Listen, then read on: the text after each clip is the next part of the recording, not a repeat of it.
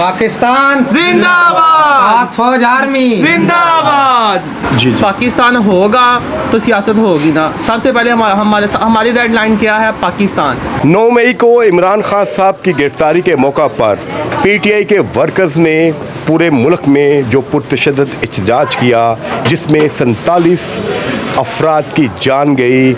इसके अलावा पाकिस्तान के मिलिट्री इंस्टॉलेशन पे, कोर कमांडर हाउसेस पे, आईएसआई के दफातर पे हमले किए गए। पुलिस की गाड़ियां, एम्बुलेंसेस और बेशुमार माली नुकसान हुआ। और पीटीआई के एहतजाज ने एक अफसोसनाक शक्ल ये इख्तियार की कि पाकिस्तान के शोहदा की कब्रों को तज़लील की गई, कैप्टन शेर खां के मुजस्मे को तोड़ा गया। ये ऐसे अफसोसनाक वाक़यात थे जिससे पूरा पाकिस्तान अफसुर्दा हुआ। ये तमाम फुटेज ना सिर्फ पाकिस्तान के मीडिया बल्कि इंटरनेशनल मीडिया में भी ज़ीनत बनी और पाकिस्तान की जग हंसाई हुई। मैं यहाँ पर अवामुल नाज़ से पूछूंगा कि वो पीटीआई की इस पुरतशद्दुद एहतजाज को किस नज़र से देखते हैं, इसे जायज़ समझते हैं या इसकी मजम्मत करेंगे। जी, पीटीआई के पुरतशद्दुद एहतजाज से आप क्या मुतफिक हैं? बिस्मिल्लाहिर्रहमानिर्रहीम। असल में बात ये है कि जो पीटीआई वालों ने ये काम किया है, एहतजाज किया है, ये उनका हक तो बनता था क्योंकि उनके लीडर को पकड़ा गया। लेकिन जो उन्होंने तरीक़ाकार अपनाया ये सारा का सारा गलत था, क्योंकि पाक फ़ौज का एक नाम है, हमारे वो जो हैं वो दस्ते बाजू हैं, हम उनकी वजह से कायम व दायम हैं। हमारी सरहदों पे वो दिन रात हमारे लिए लड़ रहे हैं। और ये जो उन्होंने शहदा के वो कब्रों की तज़लील की है, जो मुजस्मे को तोड़ा है या इस तरह के काम किए हैं, ये सरासर उन्होंने गलत किया है। हम इस चीज़ के हम भी ख़िलाफ़ हैं, चाहे कोई पीटीआई से का वर्कर है या नहीं है, लेकिन हर एक यही कहेगा कि ये सारे का सारा मामला गलत हुआ है। उन्हें ऐसे नहीं करना चाहिए था। पुरअमन एहतजाज उनका हक बनता था, लेकिन ये जो उन्होंने एहतजाज किया है, ये जो तरीक़ा अपनाया, ये सारे का सारा गलत है। आप क्या समझते हैं ये जो रियासती क्रैकडाउन हो रहा है इस वक्त, पीटीआई के हज़ारों वर्कर्स जो हैं वो गिरफ़्तार हैं और कुछ फ़रार हैं, क्या समझते हैं कि इमरान खान और पीटीआई की सियासत को इस बात का क्या नुकसान पहुँचेगा?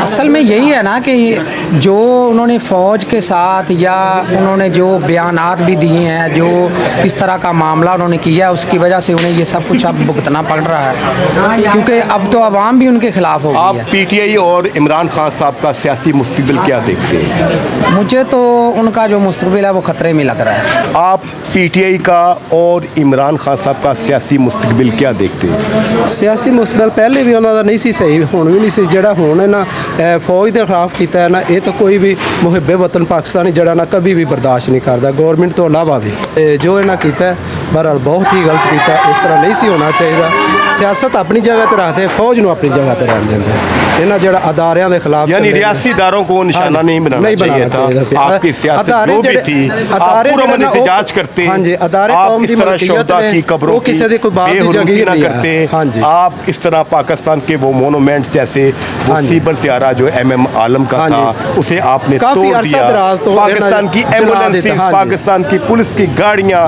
पाकिस्तान के जनाब आपने कोर कमांडर हाउसेस को भी नहीं छोड़ा। सियासी सूरत में आप इमरान खान साहब और पीटीआई का सियासी मुस्तकबिल क्या समझते हैं? जुदा सूरत हाल में इमरान खान और पीटीआई का जो सियासी मुस्तकबिल है वो ख़त्म हो चुका है। क्यों?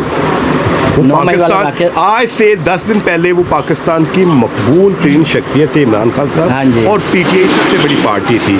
ऐसा क्या हो गया है कि वो जनाब एक हफ्ते के अंदर बदलने में देर तो नहीं ना लगता।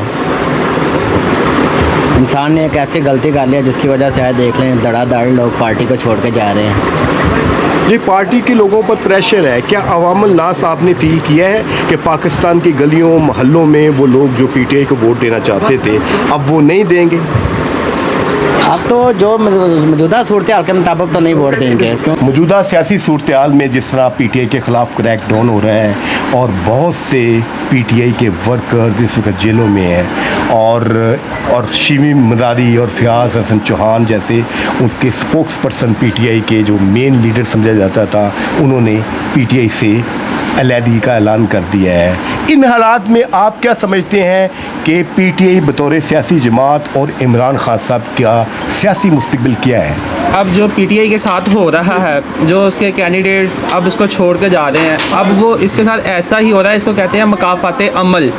जो 2018 में जैसे ही पीटीआई में आए थे, अब जिनकी वजह से आए थे अब उन्हीं की वजह से वापस भी जा रहे हैं।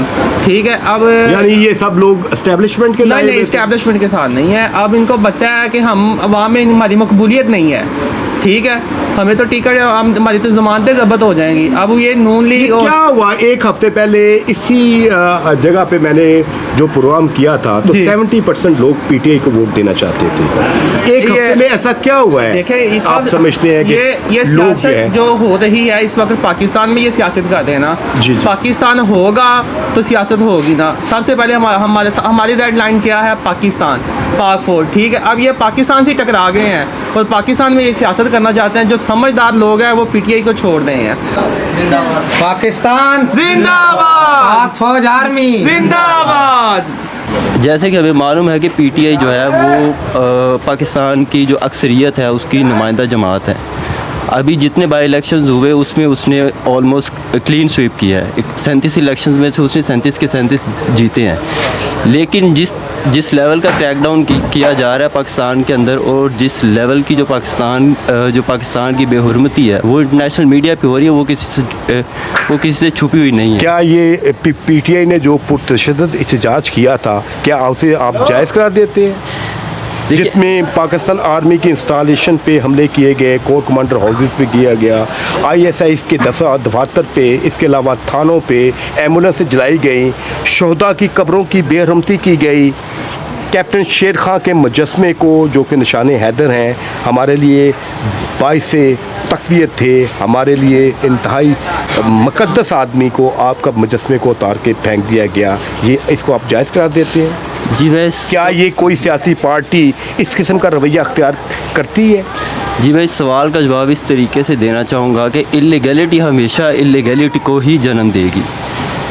आप जिस चीज़ों की बात कर रहे हैं वो दफातर है, वो मुजस्मे हैं, वो हमारे सर आँखों पर उन्होंने हमारे लिए कुर्बानियाँ दी, हमारे लिए सब कुछ किया, हमारे लिए वो बहुत काबिल एहतराम है। बेशक उनके मुजस्मे हैं, उनकी यादगारें हैं या उनकी कब्रें हैं, मगर हमें इस चीज़ को मद्देनज़र रखना चाहिए कि उन्होंने किन के लिए कुर्बानियाँ दी, वो कौन लोग थे, वो क्या नज़रिया। हमारे लिए कुर्बानियाँ दी तो अगर किसी आसम मनीर के लिए, किसी भाजपा के लिए नहीं दी थी। तो अगर आप मुजस्मों के लिए आप उनकी इतनी आपके लिए सेंक्टिटी उनकी है कि आप उन्हें इतना पाकीज़ा समझते हैं कि उनके मुजस्मे को कुछ नहीं करना चाहिए, लेकिन जो आज के मौजूदा हालात है, जो लोगों की माओ बहनों के साथ हो रहा है, तो क्या उनकी कोई सेंक्टिटी नहीं है? क्या कानून के अंदर उनकी कोई वैल्यू नहीं है?